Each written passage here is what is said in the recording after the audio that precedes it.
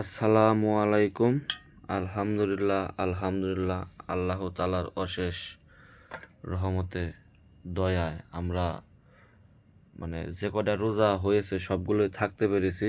আশা করি যে সামনে আর যে কটাই রোজা আছে আল্লাহ রাখছে সবগুলো রোজায় আমরা রাখবো ইনশাআল্লাহ এবং রাখার চেষ্টা করিব। কারণ আল্লাহ 12 মাসে 11 মাসে সবাইকে খাওয়ায়। এই এক মাস যদি আমরা আল্লাহকে খুশি করতে না পারি তাহলে আমরা কেমন মুসলমান হইলাম, কি বলো?